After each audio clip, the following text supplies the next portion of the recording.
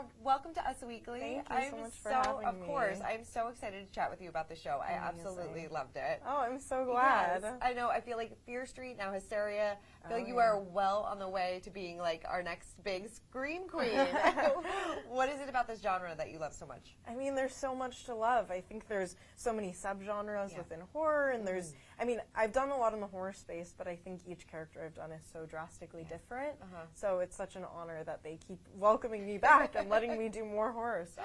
So it's super fun. What was it about this character, Jordy, that you love so much? Jordy's special. Jordy's fun. I think that there's kind of an exterior that's really different than the interior. And I think that's, she uses her style and the way she presents herself as a form of self-expression. But I think that it was kind of an exciting task over the course of the season to be able to allow people a little bit more into her mind and how she works and thinks, and you kind of realize, I mean, I won't say she's a good person, you gotta watch and decide that for yourself, but there's definitely a little bit more going on than what first meets the eye. Yeah. What was it like getting into that character? Did you like the makeup? Did It was so fun. I mean, I'd arrive at work every day and I was Chiara, and then there was such a huge transformation that went into creating Jordy. I mean, I had these like gorgeous hair extensions in that were super long and like tons of makeup, and I was wearing like a ton of kind of like vintage 80s like insane fashion. Our costume designer was spectacular. Deborah McGuire, we love you.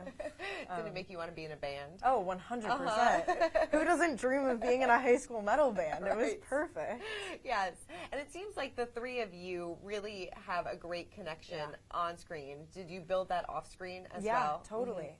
Working with the boys is amazing because I and MJ, they're lovely. And we did like 8 weeks of band camp before we started filming. Yeah, so we were spending like 5 hours a day, or maybe it wasn't 8 weeks. I think I maybe exaggerated that. But like a couple weeks of band camp together. And we were spending all day together every day, and we also did improv classes together, so we were like building our kind of off-screen relationship and then also our on-screen relationship. And I have a lot of guy friends in my life, which I can relate to Jordy for, and I think the little trio it's really sweet. I loved working with them. Well, tell me all about band camp. What goes down at band camp? What happens at band camp stays at band camp. No, I'm kidding. So I was learning to play the bass, which I'd never played an instrument before. I like played piano when I was young, but I don't think that really counts. And then singing as well, so we were recording the soundtrack that's used in the show, and then also just developing our skills, and by the end we were like able to play together without a backtrack, which was really exciting. And Kazai and MJ were spectacular. MJ learned the guitar, Kazai learned the drums, but he was like already a killer on the drums. He was like, I don't know anything, and then he was like, I was like, oh, okay, cool. What was it like singing? Is that something like a passion of yours? I love singing, but this is definitely like, it's different. It has its own, it has a life to it. So it's metal, and who doesn't love metal? But honestly, I didn't know much about metal music when I signed on to the show, and I did like a big heavy metal deep dive. Actually, a very close friend of mine is a bassist in a metal band, and he kind of walked me through, we called it like the history of metal. So he took me through all of like the famous bass players throughout history, through Metallica and Def Leppard and Slayer and kind of all of it. So it was great. What's your favorite heavy metal band now? Okay, well, my lock screen on my phone is Ride the Lightning Metallica now. So I've definitely been turned. Maybe I didn't start out as a huge metalhead, but like over time it's changed for sure. This show completely changed you in so many different ways. Oh, for sure. What was it like? Because you were filming this and then the strike happened.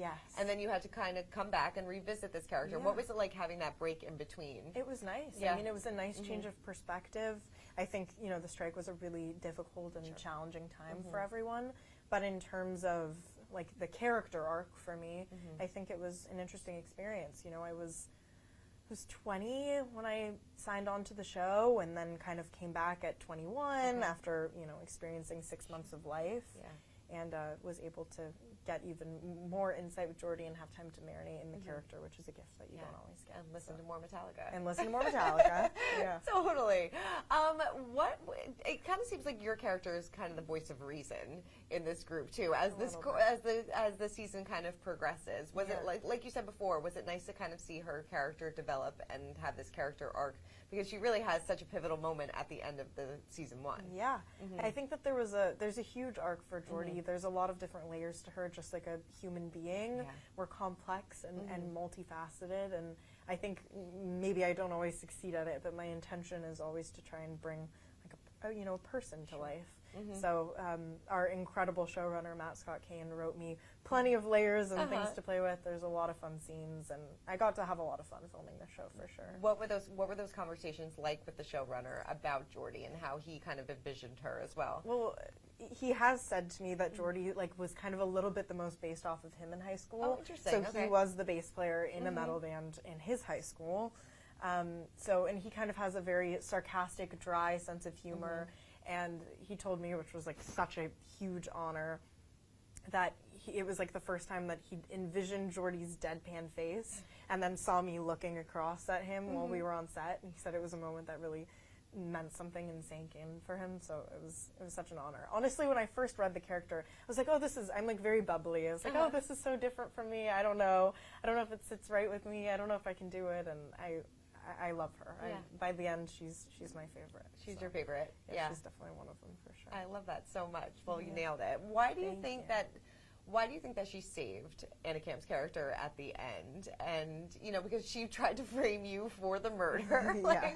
So why go back in and save her? I think it's open to interpretation. I think Jordy and Tracy have a really interesting relationship that kind of exists throughout the season, and there's a kind of a lot of ups and downs and ebbs and flows, but I think maybe Jordy sees some humanity in Tracy, and I don't know, you have to watch and decide for yourself, and maybe we'll explore it more in season 2. Right. Can you kind of walk me through the face-off between you and Tracy at the end of, season 1? What was it like filming for you? What were those conversations like with you and Anna? I mean, Anna is brilliant and amazing. I absolutely adore her, and she brought Tracy to life in the most magical way. So honestly, any scenes that I was able to do with her were an honor, and acting opposite someone who's so talented it's a great privilege. Yeah. So we were able to kind of talk through some of the ups and downs in their relationship and the kind of, big, finale of what happens between them in the final episode. There's some rehearsing and some chatting involved, but, I think hopefully it came together really well. Definitely. Yeah. Did any creepy things happen on set? Because obviously you're dealing with a very dark subject. Yeah. You have exorcisms and things like that. So did any creepy things happen on set? Actually, our set was a little haunted, I really? have to say.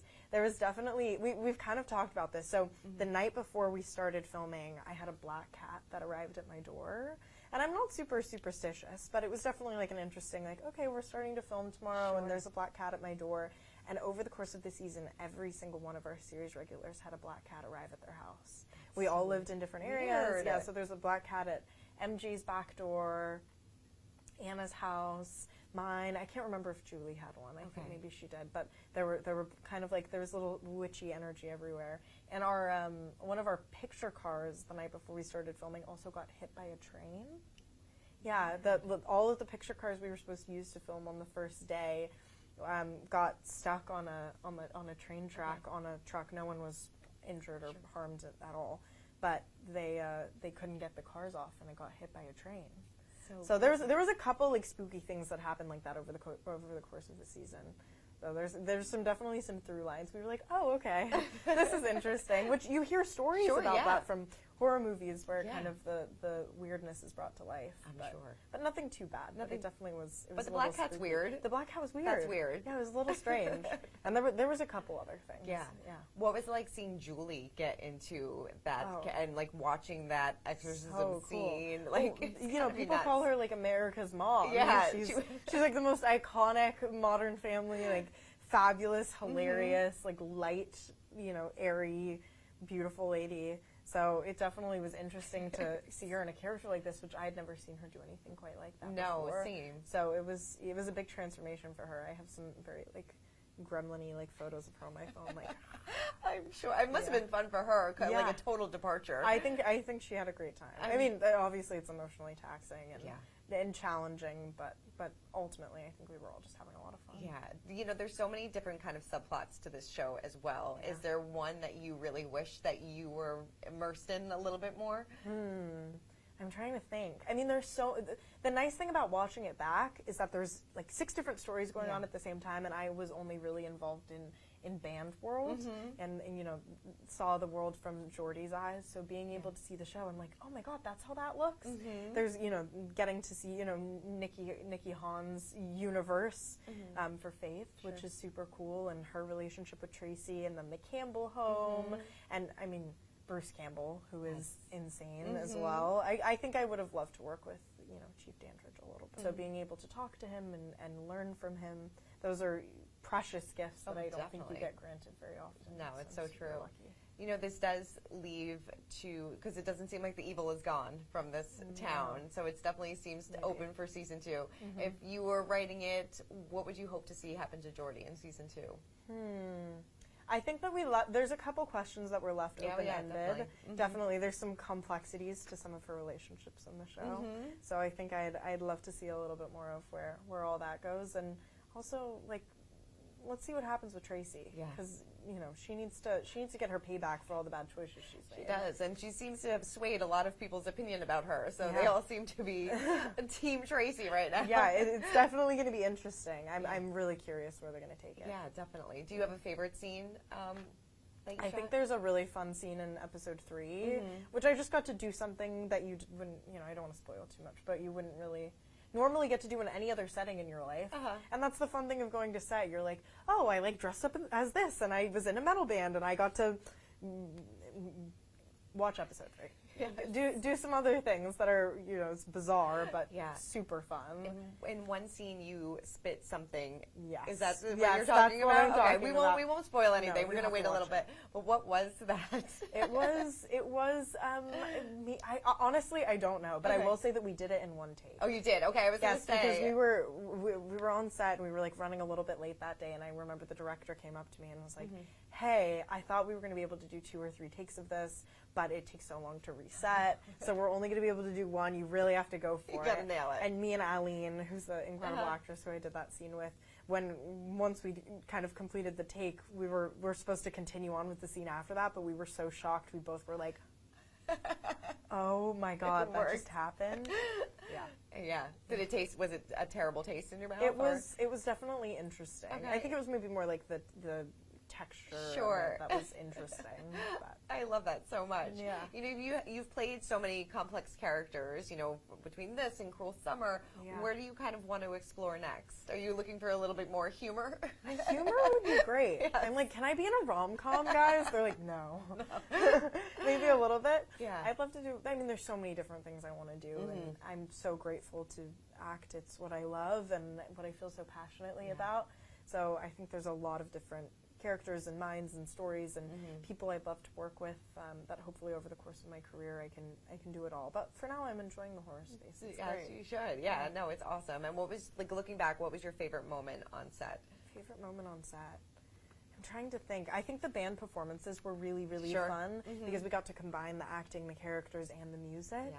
And there was so much training that went into that, so it was really, there was a lot of satisfaction involved with kind of getting through those scenes. So those are probably one of my favorite moments. Also, the whole cast was there, so everyone was there together, and we were all able to work together, and I think that it was kind of nice to have everyone around, because usually we were all in our own little universes. Well, I absolutely love the show. It was Thank you so fantastic, much. and I can't wait for everybody to see it, to binge it, and I'm so excited. it's going to be great.